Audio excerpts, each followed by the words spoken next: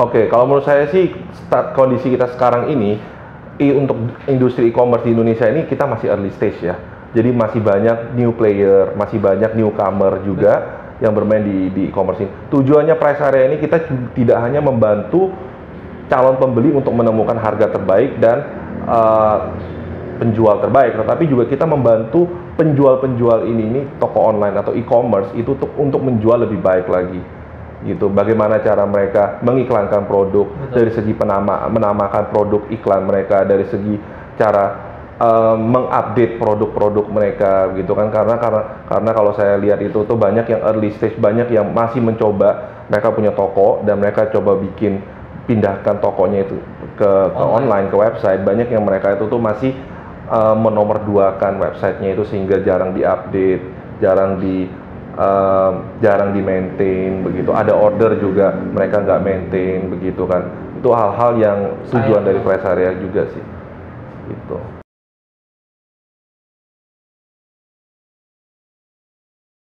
Karena waktu itu saya merasa ya pertama memang dari segi finansial saya pribadi kan memang sudah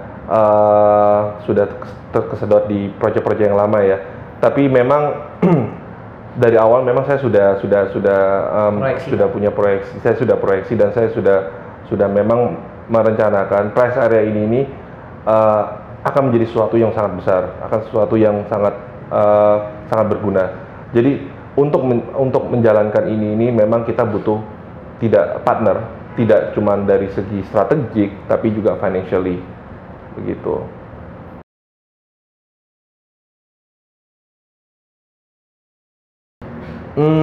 Kalau kita memang lebih prefer kalau kita future partner kita itu memang lebih ke strategic partnership, jadi lebih ke saling menguntungkan begitu. Jadi tetapi tidak menutup kemungkinan, kita open for all opportunities, kita tidak menutup kemungkinan berbagai macam pihak, baik itu dari segi financially atau dari segi produk atau dari segi strategi itu ingin berpartner dengan kita.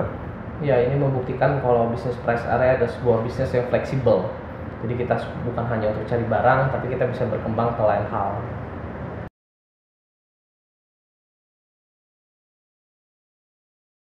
Ya, kalau untuk e-commerce kita mungkin bukan dibilang expertise, tapi mungkin bisa dibilang tolak ukur.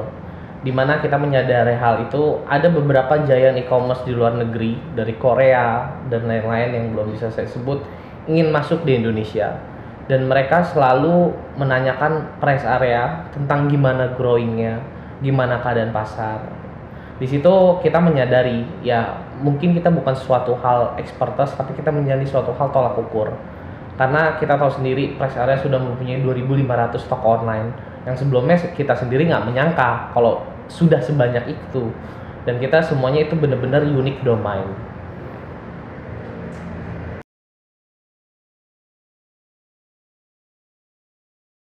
Untuk para tips, apalagi kan kita startup biasanya dimulai dari beberapa pertemanan, betul. Jadi mungkin Andri di sini adalah sendiri, tapi ada juga beberapa teman-teman kita yang startup dia mulai dari beberapa teman. Saran kita dari price area, jangan dari awal membuat suatu disebutnya gentleman agreement, baik di depan tapi di belakangnya menuntut sesuatu hal yang lebih baik. Semua ada kejelasannya. Pembagiannya berapa, dari awalnya berapa persen saham, dan pembukuan itu kita merasakan sangat penting. Jika kita ingin besar suatu hari nanti, itu dimulai dari hal kecil, dan itu pembukuan harus rapi. Iya. Kalau untuk dari segi startup sih mungkin karena kita sama-sama startup, ya kembali lagi ke kata-kata teman tadi itu ya, memang ada baik tips, salah satu tipsnya itu tuh memang kita coba mencari informasi, atau mungkin kan sebagai startup kan kita banyak kekurangan, banyak kekurangan dan banyak hal-hal skill kita juga terbatas. Betul. Mungkin yang kita bisa dapat itu tuh dari teman-teman sesama startup. Dan karena kita sudah berbentuk PT, pajak pun kita mengurusi hal itu semua, dan kita berusaha rapi akan hal itu.